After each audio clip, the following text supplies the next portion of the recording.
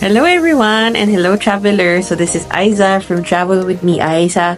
And pag-usapan naman natin ngayon yung mga naging gastos namin ng best friend ko na si Lourdes nung pumunta kami sa Fukuoka, Japan last month.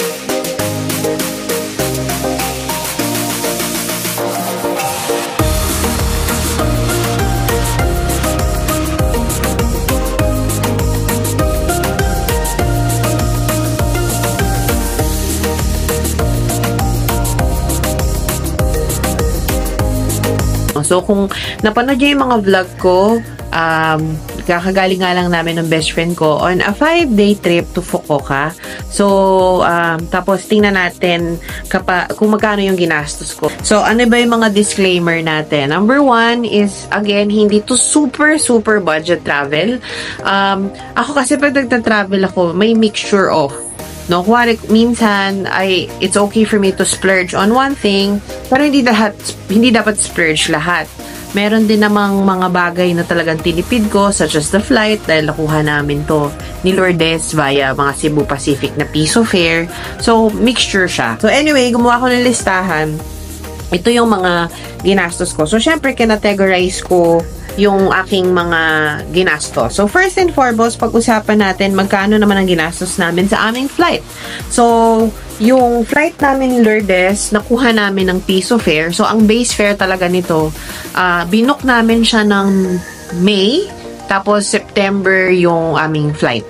So, nakuha namin talaga siya ng 3,400. Pero syempre, nagdagdag kami ng luggage kasi syempre kulang naman yung 7 kilos lang. So, nagdagay kami ng luggage papunta at pabalik. So, paalala ko lang po, lahat ng isusulat ko dito is yung budget per person, no? Hindi po to kaming dalawa, per person po ito. So, umabot all in all yung flight ng 7,420 pesos. Kasi po, nagdagdag kami ng 20 kilos papunta, 20 kilos pabalik. Nagbayad na rin kami ng 1,620 na airport parang terminal fee. Diba? Mayroon pong ganon. So, kaya umabot ng 7,400. Next is yung Wi-Fi. So, unfortunately, hindi ako katulad ni Lourdes na nag-book via Klook. So, sa kanya, nabili niya yung Wi-Fi niya ng around nasa mga 800 lang ata. Yung sa akin kasi talagang pagdating ko sa Fukuoka, dun lang ako bumili ng Wi-Fi. So, it's 3,000 yen. So, pag kinompute ko po, yung pagkakakompute ko po guys, 1 peso is to 39 centavos. So, yan nga po, ang Wi-Fi ko umabot po ng 1,170. Hindi po ito yung pinakamura. Meron po kayong makukuha na nasa 900 lang. Pero yun kasi normally 1 or 2 gigabytes lang a day. So, ako, ang binili ko kasi 5 days na unlimited. Wala lang, para wala na akong iniisip na baka maubusan ako ng data. So, ang binili ko na lang is yung unlimited, no? Konti lang naman yung difference eh. Parang halos 200 lang. 200 pesos lang. So, yun yung Wi-Fi ko, 1,170. Next, ito, attractions. So, yung attractions kasi, actually, dalawa lang ang lumabas dun sa ginastos namin na attractions. Kasi, lahat naman ng pinuntahan namin, medyo mura. Or, hindi naman sa mura, pero libre. Like, for example, pag pumunta ka dun sa temple nila, which is the Saifu, libre lang po pumunta dun. So, ang dalawa lang yung lumabas na attractions na may bayad. Number 1, pumunta kami sa Fukuoka Tower. 800 yen kasi yon. Tapos, nag-river cruise din kami. Nag-Nakasu river cruise kami. So, 1,500 yon. So, all in all, pag in-add mo siya in Philippine peso, 897 lang ginastos namin. The rest of yung mga pinuntahan namin, yung mga yatay stalls, yung mga temple, mga mall. So, wala namang mga gastos yun, no? So, yun lang. Malit lang attraction. Next, food. Siyempre, ito ang pinakamalaki na ginastos namin ni Lourdes. Dahil parehas nga kaming foodie nito. Tsaka talagang no holds barred to. Kasi sa totoo lang, yung pagpunta namin sa Fukuoka, yun talaga yung parang major reason why we went to Fukuoka is talagang mag-food trip. Kasi as you know, Fukuoka is the ramen capital of Japan. Doon nga daw nauso yung tonkotsu ramen. Doon din nagsimula si Ichiran. So, Tapos, ang ginawa namin ni Lourdes, kumain kami meron kaming isang meal, kumain kami ng steak, meron kaming isang meal, kumain kami ng unlimited na wagyu, na yakiniku. Tapos, ano pa ba? Kumain din kami dun sa mga yatay stall. Tapos, yung in-order namin, medyo yung mahal. Pero yun talaga, medyo napasubo kami dun. So, yung ginastos namin for food was 9,575.67 pesos. That's in Philippine peso. Pero, kung titingnan mo, hindi na rin siya ganun kasama kasi 5 days kami. So, parang, di ba, close to 10,000 pesos siya. So, parang 2,000 pesos a day. So, next naman is taxi. So, again, though we bought Hayakaken, yung mga parang card, no? Nag-taxi kami, especially sa mga malalayo. Kasi number one, summer, which is siguro isa yun sa mga medyo regret ko. Masarap pala talagang pumunta sa Japan na malamig kasi masarap maglakad. Pag mainit, pagod ka na, init-init pa. So, mapapagastos ka ng konti kung medyo maarte ka. Mapapataxi ka. So, kami ni Lourdes, since hindi kami masyadong takot mag-taxi, kasi nga, maliit lang yung mga pinuntahan namin sa Fukuoka. Kumbaga, we made sure that our hotel, that we will stay in a hotel that which is in the center of almost everywhere. So, madaling mag-taxi. So, actually, even yung airport ng Fukuoka papunta sa aming hotel was only 15 minutes. So, instead na mag-train kami, nag-taxi na kami kasi nga may mga maleta kami.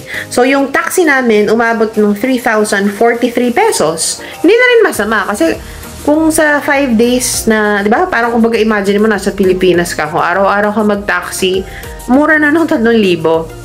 Di ba, lalo na dito sa Pilipinas, ang mahal ng taxi o ng Grab.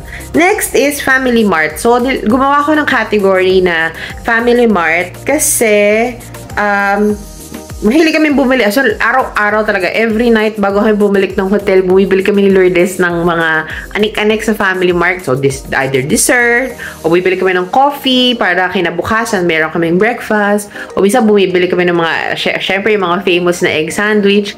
Bumibili kami ng mga yung mga cream puff, or minsan bumibili kami ng konting dessert, ice cream, ganyan. So, umabot kami ng 1,721 pesos for our 5-day Family Mart adventures. Next is, ito pa pala ang meron na napansin ko sa Fukuoka na wala sa ibang part ng Japan, merong environmental fee sa Fukuoka. So, when we stayed in our hotel, nagulat kami kasi meron palang 200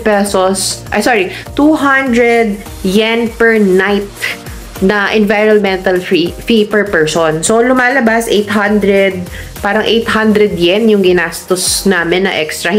If you convert, parang 312.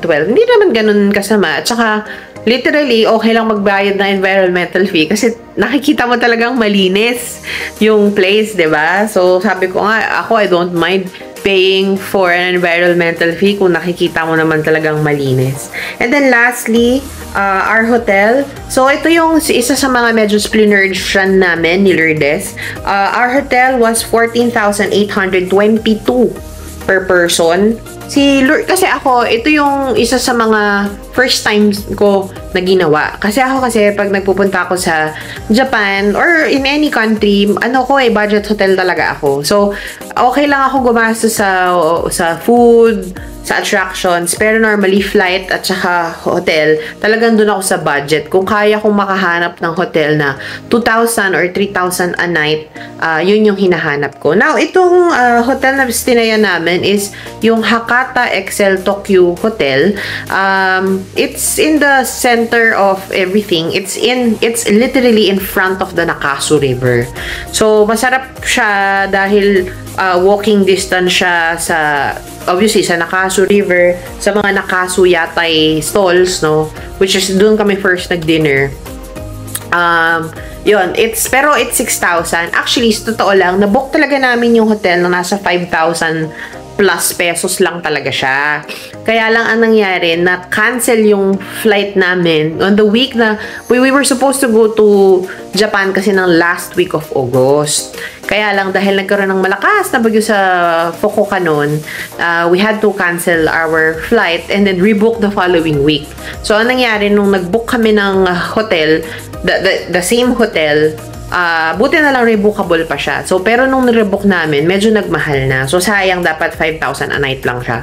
Naging 6,000 a night. Kaya umabot ng nasa 14,822 yung aming hotel. So, hindi ko na po nilagay dito sa ating computation yung mga ginastos ko for shopping and pasalubong. Kasi syempre, iba-iba po yan. So, kagaya po ako, ang pinakamalaking purchase lang naman na binili ko doon is bumili lang ako ng konting heat tech sa Uniqlo kasi nga magta-travel tayo papuntang US this November, which is basically parang winter na nun sa US. So, bumili ako ng heat tech, tsaka bumili po ako ng on cloud na sapatos. Pero hindi ko na po nilagay dito kasi syempre iba-iba naman po. And then, namili rin po kami sa Donkey ng mga pasalubong for the family and friends and office mates. So, depende na rin po yun. So, again, going back, no, yung 5-day trip namin, Lourdes, all in all, ang ginastos ko po without pasalubong and without shopping is 38,960 pesos. So, magkano yun? Parang gumastos tayo ng around 7,000 pesos a day, no? Nasa 714. Tama. Nasa mga ganun. Nasa 7,700 pesos per day. So, mahal ba siya? Kung pag-ipunan, paghahandaan, hindi naman. Lalo na kung katulad dito ng mga 5 days lang. Para sa akin, may maimumura pa. Personally, yung hotel na pinagstayan namin, I feel as if it's really very expensive. Kasi 6,000 siya. Pero, yes, it is a 18 square meter room. Pero naalala ko na nag-Osaka ako, nakakuha ako ng room na 15 square meter. Siyempre, mas maliit ng konti. Pero yun, nasa 2,000 plus lang. So, siguro if given a chance, I would book a medyo cheaper hotel next time. I don't mind kasi a smaller hotel. Siguro, ang binayaran mo probably doon is the location, no? Kasi malapit siya sa train station, malapit siya sa bus station, nasa gitna siya ng mall, malapit siya sa Nakasu, malapit siya sa Nakasu River, malapit siya sa mga Nakasu yatay stalls, no? Kaya I guess mahal siya. At saka again, dahil nga kamali kami, na-rebook kami, kaya naging ganun kamahal. Yun lang. So, yan. So, sana meron kayong natutunan. So, is it expensive? Sa akin, obviously, nag-over budget ako kasi sinabi ko sa sarili ko, dito sa 5 days na travel ko, I wanted sana na ang gagastusin ko lang is 30,000. Kaya lang, napagastos tayo ng extra 8,000 pesos. Siguro dahil nga kaka-taxi, dahil nga hindi namin anticipate na medyo mainit. Na ganun pa rin kainit kasi in-expect namin pag September medyo t-shirt weather na. Pero ito talaga medyo hulas levels yung init namin. Nagkataon kasi nga pumunta kami doon after ng bagyo. So siguro cloudless yung panahon kaya talagang medyo mainit. Tapos again, nagkaroon nga tayo ng extra parang napagastos kami ng extra 4,000 pesos dun sa hotel kasi. So, yun lang. Thank you, guys. And don't forget to like, share, and subscribe sa aking channel, Travel with me, Aiza. Bye, guys, and safe travels!